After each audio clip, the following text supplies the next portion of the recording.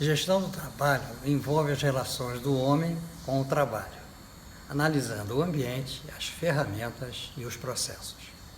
O meu trabalho se situa na linha de pesquisa Projetos de Ambientes Acessíveis.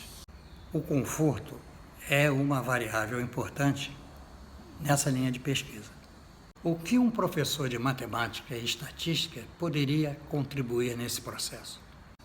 A arquitetura e o urbanismo são atividades interdisciplinares que se valem de conhecimento de várias áreas. Matemática, geometria, simetria são largamente utilizados no desenvolvimento desses projetos. A premissa do nosso curso é a qualidade de vida, relevante para a sustentabilidade das organizações. Mas reparem, a qualidade do ambiente construído depende de um fator importante, a percepção. E essa percepção depende de fatores culturais e mudam ao longo da história. A simetria é um exemplo. Era utilizado ao longo do tempo como um padrão de beleza, até o surgimento do modernismo. Em nossa época não existe um padrão de beleza universal.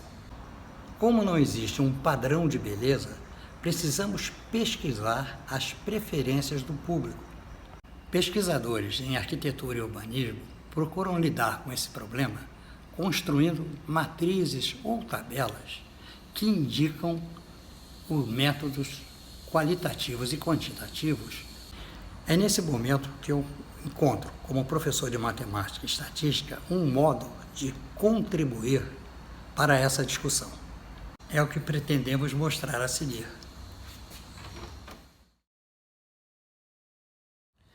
A arquitetura e o urbanismo se utilizam de modelos matemáticos na elaboração de seus projetos. Esses modelos são modelos determinísticos. Os modelos determinísticos são aqueles representados por uma fórmula que, quando aplicada, indicam o resultado da pesquisa. No nosso trabalho, nós vamos trabalhar com modelos probabilísticos. Os modelos probabilísticos envolvem, como o nome diz, probabilidades. Então, guardam uma certa dose de incerteza.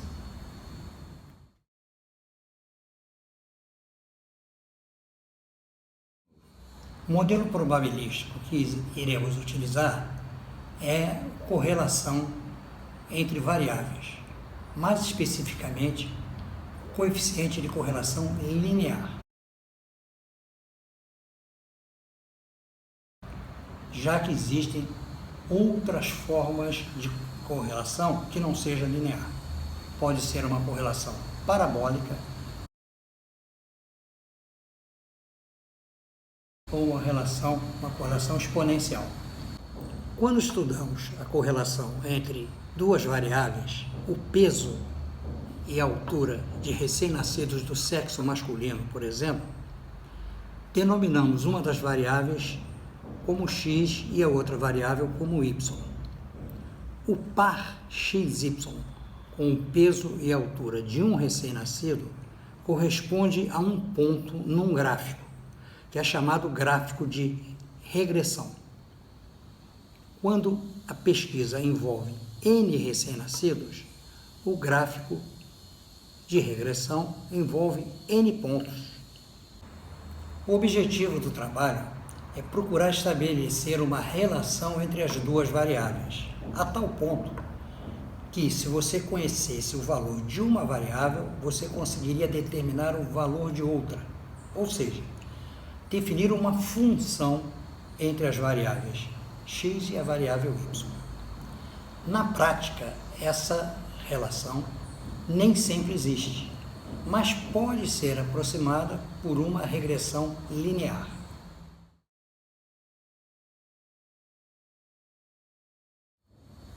Essa regressão, esse coeficiente de correlação linear, foi estabelecido pela primeira vez por Pearson, numa revista criada por ele, chamada de Biométrica, onde ele estabelecia relações entre variáveis na área de medicina e biologia. A reta mais próxima dos pontos x, y do gráfico de regressão é chamada reta de tendência. A equação reduzida da reta de tendência é y igual a x mais b, onde a é o coeficiente angular da reta e b o coeficiente linear. Para você determinar a equação da reta, você precisa conhecer os coeficientes a e b. Esses coeficientes, pelo método dos mínimos quadrados, são determinados na solução do sistema que se segue. O coeficiente de correlação linear indica o quanto os pontos x e y estão próximos da reta. O coeficiente de correlação linear é representado pela letra R, e R assume valores que vão de -1 até 1. Quando R é positivo, dizemos que a correlação entre as variáveis é uma correlação positiva, o que significa que quando uma das variáveis aumenta, a outra também aumenta. Quando R é negativo, o coeficiente de correlação é chamado de inverso, que indica que quando uma variável aumenta, a outra diminui. Quando R é igual a zero, não existe qualquer relação entre as duas variáveis. O valor de R indica o grau de proximidade dos pontos com a reta. O coeficiente de correlação linear pode ser qualificado através da tabela de Ruggie, que é o que apresentamos agora. Se o módulo do coeficiente de correlação linear estiver entre 0 e 0,15, a correlação é desprezível. Isso quer dizer que os pontos formam uma nuvem e estão muito pouco próximos de uma reta. Se o módulo de R estiver entre 0,15 e 0,30, temos uma correlação baixa. Se tiver entre 0,30 e 0,50, é uma correlação apreciável. E se tiver entre 0,50 e 1, a correlação é acentuada. Se o módulo de R for exatamente igual a 1, ou seja, R é igual a 1 ou menos 1, a correlação é perfeita. Correlação perfeita indica que os pontos x e y do gráfico de dispersão estão exatamente sobre uma linha reta. Mesmo que exista uma relação forte entre as duas variáveis x e y, isso não garante que essa relação possa definir uma função de y e x, ou seja, que y possa ser determinada através de um valor de x. Mas a reta de tendência pode fazer aproximações muito boas dessa situação.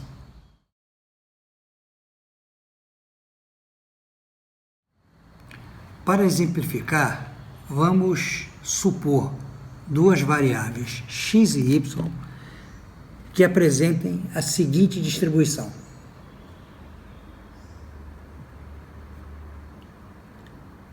A cada valor de x está associado um valor de y. Esses valores, esses pares x e y, definem um gráfico de dispersão.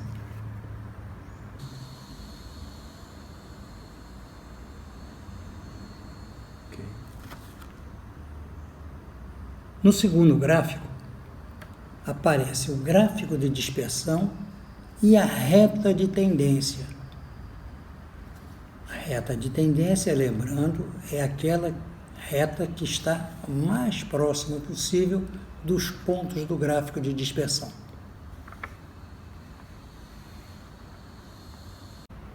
O gráfico indica também a equação da reta de tendência e o coeficiente de correlação linear. O coeficiente de correlação linear, R igual a 0,88, indica, segundo o Ruggie, uma correlação acentuada entre as duas variáveis. Ela é positiva, que informa que as variáveis estão se deslocando no mesmo sentido. Observa-se que os pontos vão da esquerda para a direita na variável x e de baixo para cima na variável y. Aumento da variável x, aumento da variável y. A equação da reta de tendência nos permite avaliar um valor de y associado a um valor desconhecido de x, por exemplo, x igual a 4.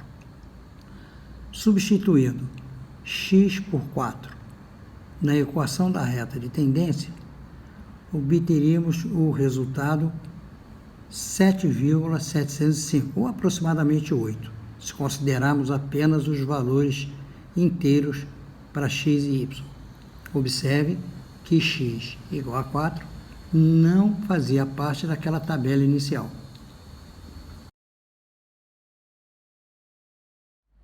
Vamos observar agora alguns resultados apresentados no artigo escrito por Collett, Cheng e Petresch.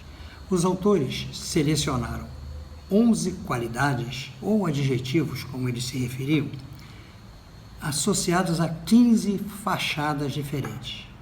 A atribuição pelos entrevistados de valores aos adjetivos, às qualidades referentes às 15 fachadas, foram catalogadas e colocados numa matriz. Os autores destacam que a amostra utilizada foi muito pequena. Apenas 11 pessoas foram entrevistadas. Então, o resultado que nós vamos apresentar, ele não é estatisticamente comprovável, já que o erro cometido em pequenas amostras são geralmente grandes.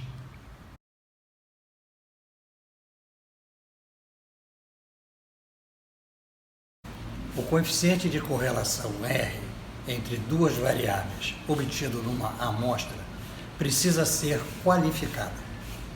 Esse coeficiente é estatisticamente significativo? Para responder a essa pergunta, construímos um teste de hipótese. Para isso, definimos ρ como o coeficiente de correlação entre essas duas variáveis obtido na população. Esse valor é geralmente desconhecido. O teste de hipótese se resume a duas afirmações. Na hipótese nula H0, afirmamos que ρ é igual a zero e H1 é a hipótese alternativa, que informa que ρ é diferente de zero. Para realizar esse teste, utilizamos algumas informações. Primeiro, o valor R obtido na amostra. N, o número de dados, o número de elementos da amostra. E alfa é o coeficiente de significância, um valor fixado a priori, geralmente 5%, e que indica a probabilidade da hipótese nula H0 ser rejeitada. No nosso caso, analisando o coeficiente de correlação entre duas quaisquer das variáveis, a hipótese é aceita, a hipótese nula é considerada verdadeira, ou seja, ρ igual a zero, o que indica que não há qualquer relação entre as duas variáveis que estão sendo analisadas. Esse fato se deve porque o número de dados da amostra é muito pequeno, N igual a 10. Indica que, para obtermos um trabalho de maior qualidade, deveríamos aumentar o tamanho da amostra. Baseado nessa tabela e na teoria dos sistemas nebulosos, os autores estabelecem correlação entre as diversas fachadas. O nosso trabalho, no entanto, vai se basear apenas nessa tabela, fazendo uma correlação entre os diversos qualidades, os diversos adjetivos. Como referência, nós vamos associar todas as variáveis a uma delas, a simetria. Essa escolha foi inteiramente aleatória, talvez motivado pela importância que a simetria teve na história da arquitetura.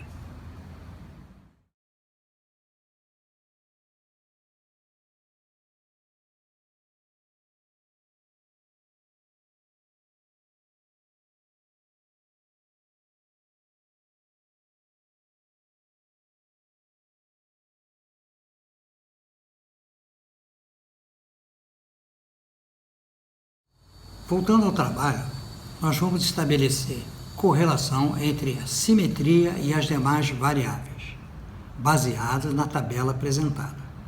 Como exemplo, apresentamos um estudo entre a simetria e a formalidade, que são duas das qualidades estudadas, e a simetria e simplicidade. Observem a correlação direta entre a simetria e a formalidade, o que indica que as pessoas entrevistadas consideravam a simetria algo formal.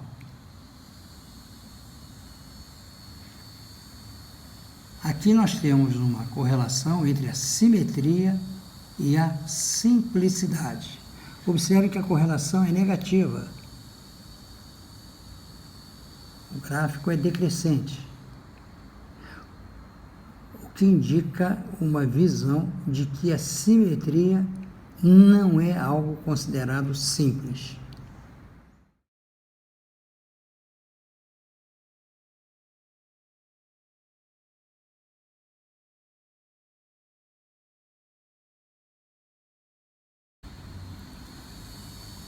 Baseado na tabela original dos autores, construímos essa tabela, que associa a nota média de cada fachada à nota da simetria. Apresentamos duas das fachadas utilizadas no estudo. A fachada 1, que tinha pouca simetria, tirou nota 0,532, que é abaixo da média de todas as fachadas, e apresentou a simetria mais baixa, 0,29. A fachada 12 foi a fachada que obteve maior média, 0,725, e foi a nota maior em simetria, o que parece apontar que, apesar da simetria ter perdido a sua importância, ela ainda pode ser considerada uma referência.